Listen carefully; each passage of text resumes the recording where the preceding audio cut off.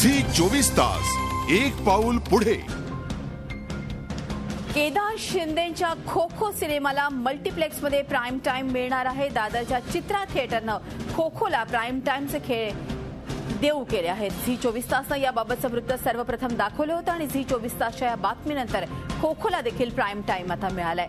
चित्रा टॉकीजमध्ये रणबीर कपूर, दीपिका पदुकोणच्या जवानी हे दिवानीच्या ऐवजी खो खो झळकणार आहे. यापूर्वी तानी चित्रपटाच्या बाबतीतही मल्टीप्लेक्स चालकांनी अडवणूक केली होती. त्यावेळी देखील झी 24 तासच्या बातमीनंतर तानीला न्याय मिळाला. अर्थातच नेहमीच मराठीला न्याय मिळावा, मराठी चित्रपटांना न्याय मिळावा, झी 24 तासचं आमचं हे नेहमीच प्राधान्य असतं. आपण बघत असाल की तानी हा इतका उत्कृष्ट चित्रपट, त्याला देखील मल्टीप्लेक्सनी स्थान दिलं नव्हतं आणि आम्ही झी 24 तासनं ही बातमी लावून धरली आणि त्यानंतर मल्टीप्लेक्समध्ये स्थान मिळालं होतं. तानी या चित्रपटाला अडवणूक झाली होती त्या चित्रपटाची आणि हीच घटना घडली खो खोच्या बाबतीत देखील. खो खो चित्रपट देखील मल्टीप्लेक्समध्ये अर्थातच बराच मल्टीप्लेक्सनी नाकारला होता, मात्र झी 24 तासने ही बातमी लावून धरली आणि आता आपण बघतोय की हळूहळू खो खो या चित्रपटाला देखील प्राईम टाइमचे खेळ देऊ केलेले आहेत मल्टीप्लेक्सनं. अखेर तानीनंतर खो खोला देखील न्याय मिळाला आहे. केदार शिंदेच्या खो खो सिनेमाला मल्टीप्लेक्समध्ये प्राईम टाइम आता मिळणार आहे. दादरच्या चित्रा थिएटरनं खो खोला प्राईम टाइम खेळ देऊ केले. झी 24 तासनं याबाबतचं वृत्त सर्वप्रथम दाखवलं होतं आणि झी 24 तासच्या या बातमीनंतर खो खोला प्राईम टाइम मिळालाय. आता चित्रा टॉकीजमध्ये रणबीर कपूर आणि दीपिका पदुकोणच्या जवानी हे दिवानीच्या ऐवजी खो खो झळकणार आहे. यापूर्वी तानी चित्रपटाच्या बाबतीतही मल्टीप्लेक्स चालकांनी अडवणूक केली होती. त्यावेळी देखील झी 24 तासच्या बातमीनंतर तानीला न्याय मिळाला होता. एकूणच या संदर्भात मनसे चित्रपट सेनेचे अध्यक्ष अमेय खोपकर आपल्याबरोबर आहे. अमेय, अखेर आपण बघतोय की प्राईम टाइम एका ठिकाणी तरी का होईना खो खोला प्राईम टाइम मिळालेला आहे मल्टीप्लेक्समध्ये. अर्थातच झी 24 तासनं देखील ही बातमी लावून धरली होती. काय सांगाल?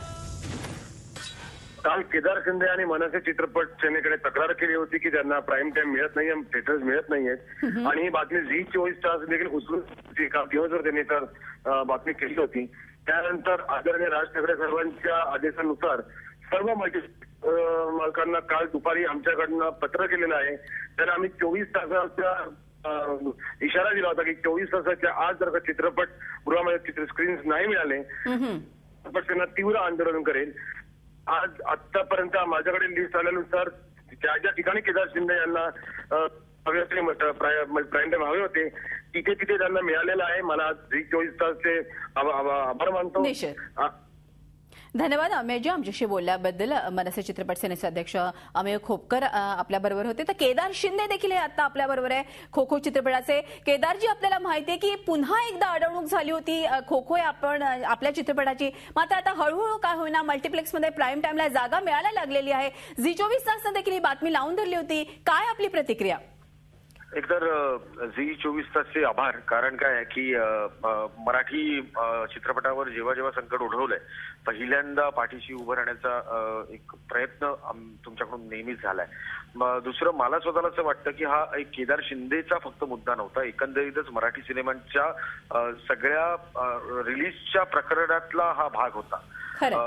मनसे किंवा राजसाहेब किंवा अमेय खोपकर ज्या पद्धतीने या सगळ्या गोष्टी उचलून धरल्या होत्या आणि महत्वाची गोष्ट म्हणजे या सगळ्यामध्ये ना कुठेतरी एक सॉफिस्टिकेशन मला प्रचंड जाणवलं की कुठला तरी एक मुद्दा घेतलाय आणि त्याच्यावर दगडफेक आणि हल्लकल्लोळ माजवण्याचा प्रयत्न झाला नाही. तर खूप सॉफिस्टिकेशन पद्धतीने आम्ही हा लढा दिला आणि आज मला सांगायला आनंद वाटतोय की मल्टीप्लेक्स तर आमच्या ताब्यात आलेलेच आहेत. फक्त आता एकच आहे की त्यातले 60% मल्टीप्लेक्सची टायमिंग आज दुपारपर्यंत आमचे कन्फर्म होतील. पण अख्ख्या महाराष्ट्रात 31 मेला खो खो निश्चितच सगळ्यांना बघायला मिळेल. या निमित्ताने फक्त मी एकच सगळ्यांना विनंती करू इच्छितोय, या मल्टीप्लेक्सच्या या सगळ्या मुजोरीपणाला जर करारा जबाब द्यायचा असेल तर एकच गोष्ट होऊ शकते की त्यांना काय हवं असतं की मराठी सिनेमाला पहिल्या आठवड्यामध्ये तुफान गर्दी आहे.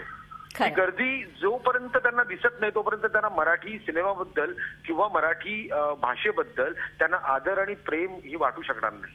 तर ती गोष्ट जर आपण प्रत्येक सिनेमाच्या बाबतीत केली, नुसताच खो-खो नाही, तर प्रत्येक सिनेमाच्या पाठीशी जर रसिक प्रेक्षक पहिल्या दिवसापासून उभे राहिले तर नक्कीच फरक जाणवेल. या निमित्ताने मी तुम्हाला एक गोष्ट नक्की सांगेन, हे केदार शिंदेच्या बाबतीत घडलं आणि केदार शिंदेनी आपल्या काही लोकांशी बोलल्यानंतर यावर मार्ग काढला. असे असंख्य लोक आहेत, खूप प्रोड्युसर्स आणि डिरेक्टर्स आहेत जे आजही या सगळ्या संकटातून जात असेल. पण मी मात्र या निमित्ताने सांगेन की मी 3 वर्षानंतर हा सिनेमा घेऊन येतोय. या 3 वर्षात खूप परिस्थिती बदललेली आहे. मी या निमित्ताने सांगेन की यानंतर जर कधी मराठी सिनेमाच्या प्रोड्युसरला किंवा डिरेक्टरला अशा संकटाला सामोरं जावं लागलं तर मी त्यांच्या नक्की बरोबरीने उभा राहील. अगदी खरं आहे. केदारजी, आमच्याशी बोलला त्याबद्दल धन्यवाद. खो-खोचे दिग्दर्शक केदार शिंदे आपल्या बरोबर होते. तर खरोखरच मल्टिप्लेक्समध्ये आता हळूहळू स्थान मिळायला लागलंय. झी 24 तासनं आवाज उठवला आणि आपण बघतोय की अर्थातच त्याची अनुभूती आपल्याला इथे येते. मात्र ज्या तऱ्हेनं केदार शिंदे यांनी म्हटलं की मराठी चित्रपट आहे, मराठी अस्मिता आहे, अर्थातच मराठी प्रेक्षकांनी देखील त्याला तेवढाच न्याय मिळवून द्यायला हवा.